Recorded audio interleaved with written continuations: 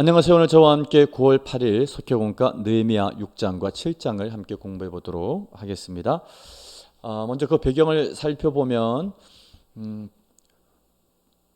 페르시아 제국의 고레스 황제 칙령 이후에 1차, 2차, 3차에 거쳐서 포로 개환이 이루어지게 됩니다.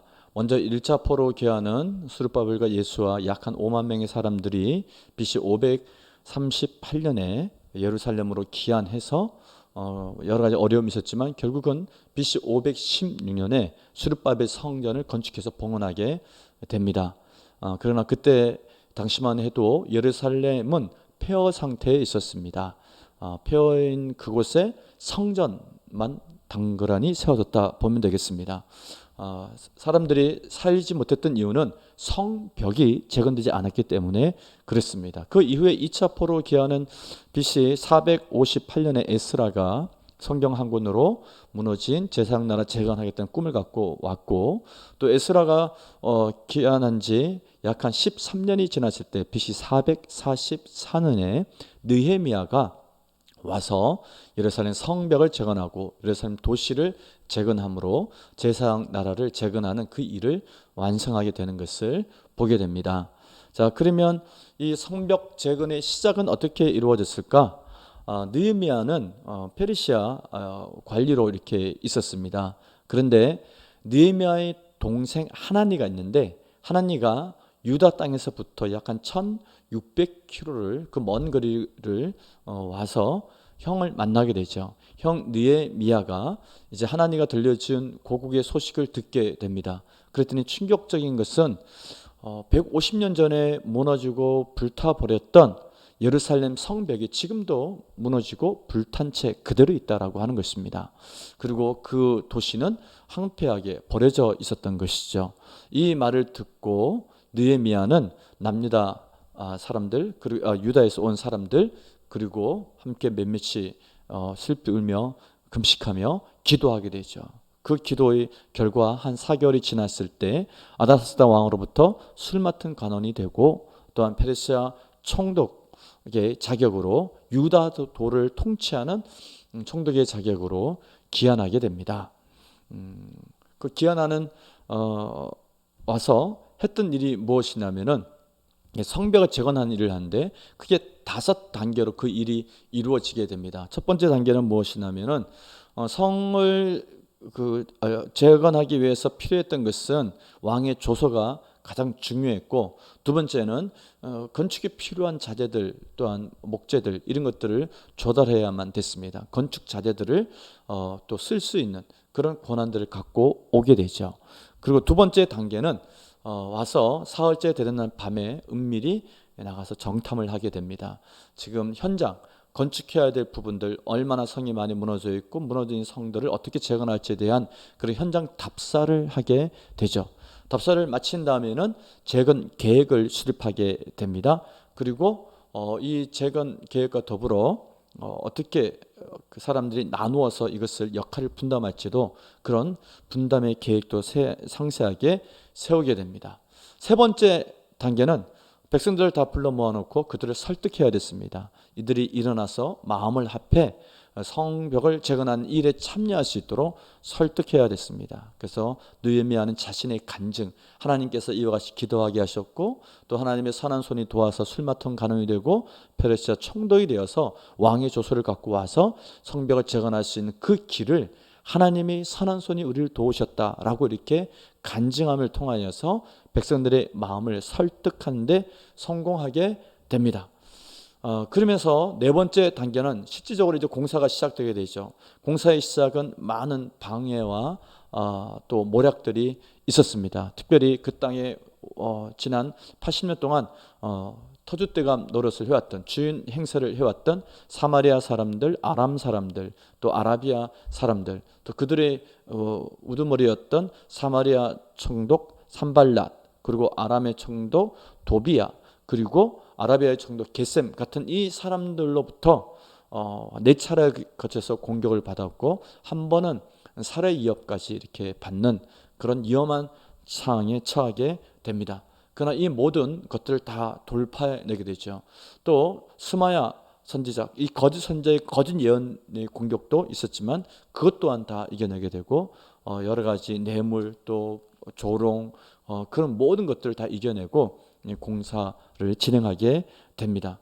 다섯 번째 단계는 그래서 이 모든 위협, 적들의 위협 속에서 한 손에는 연장을 들고 한 손에는 칼을 들고 그렇게 일을 했다 얘기하고 있습니다. 이와 같이 정말 힘든 상황이었지만 공사에 참여한 유대인들이 한마음 한뜻이 되어서 52일 만에 그동안 150년 동안 재건되지 않았던 그 성벽을 52일 만에 재건하는 놀라운 결과를 가져오게 됩니다. 자, 이와 같은 상황을 배경으로 느헤미야서를 보면은 느헤미야서 1장부터 6장까지의 내용은 성벽 공사가 어떻게 진행되고 재건되었는지에 대해서 상세한 역사적 기록을 담고 있습니다.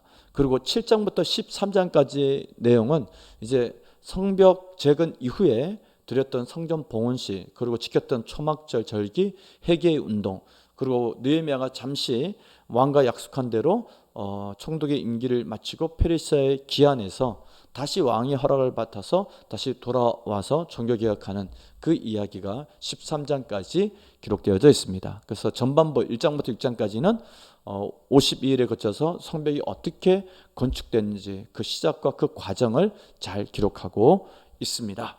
자, 이와 같은 배경을 바탕으로 오늘 말씀 나누기 들어가도록 하겠습니다.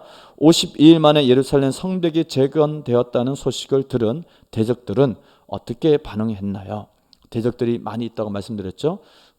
느헤미야와 그 땅에 살고 있던 소수의 유다인들 빼놓고는 다 적들이었다 그렇게 보면 되겠습니다. 근데 그들이 여러 가지 공격을 해왔죠. 그 뇌물도 쓴 적도 있고 살해 위협을 한 적도 있고 여러 가지 공격을 이렇게 해왔는데 그 모든 것을 다 이겨내고 52일 만에 성벽이 건축이 되자 16절 말씀에 보면은 그들이 두려워하여 크게 낙담하였다. 그리고 하나님께서 이 역사를 이루신 것을 그들도 알았다는 겁니다. 그들이 자신의 권력, 자신의 힘 모든 걸 동원해서 막아보고자 했지만 결국은 기적같이 성벽이 51일 만에 재건이 되었고 그 모습을 지켜보면서 야 이건 저들이 믿는 하나님이 하셨구나 라고 이렇게 알게 되면서 크게 두려워하고 한편으로는 낙담하는 그런 결과를 가져왔습니다. 두 번째 문제, 예루살렘 성벽 재건이 마무리된 후 느헤미야가 한 일은 무엇인가요? 자, 1절부터 2절 말씀 보면 7장 1절에 보면은 성벽이 건축됨에 문짝을 달고 문지기와 노래하는 자들과 레위 사람들을 세웠다. 자, 성문을 지키는 문지기 그로 하여금 출입하는 사람을 지키게 했고 그리고 성전에서 이제 봉사하고 일하는 찬양하는 사람들 또 레위인들을 세웠습니다. 성전이 그 기능을 할 수 있도록. 그리고 그게 행정적인 지도자를 세웠습니다. 자기 동생 하나니와 또 다른 관원 하나냐를 세워서 행정적으로 도시가 질서 있게 돌아갈 수 있도록 그렇게 했습니다.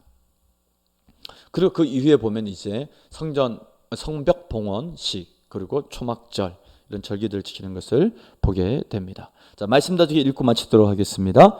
하나님의 계획은 결국 성취됩니다. 대적들은 예루살렘 성벽 재건을 막기 위해 온갖 방해 공작을 펼쳤지만 그럼에도 52일 만에 성벽이 재건됩니다. 당시 예루살렘 거주민들은 성벽 공사와 성을 방비하는 일을 병행해야 했습니다. 고된 여건에서도 짧은 기간에 성벽을 재건한 것은 하나님이 그 일을 주도하시고 도우셨기 때문입니다. 어떤 상황과 환경에서도 하나님은 뜻하신 바를 이루십니다. 그러므로 우리는 인간의 불완전한 지혜와 능력이 아닌 하나님의 완전한 지혜와 능력을 의지해야 합니다. 또한 하나님이 이루신 일을 지키기 위해 애써야 합니다. 성벽이 재건되기 전에 수르바벨 성전이 건축될 때도 하나님은 스가랴를 통해서 이것은 인간의 능력이 아니라 나 여호와의 영 하나님의 힘으로 된다고 말씀하셨고 그것을 이루셨는데 성벽 또한 하나님의 능력으로 또 하나님의 그 힘으로 성벽이 재건된 것을 보게 됩니다. 이와 같은 두 개의 성전 건축과 또 성벽 재건을 통해서 우리가 정말 믿고 의지해야 될 분은 여호와 하나님 한 분밖에 없음을 깨닫게 됩니다. 아멘.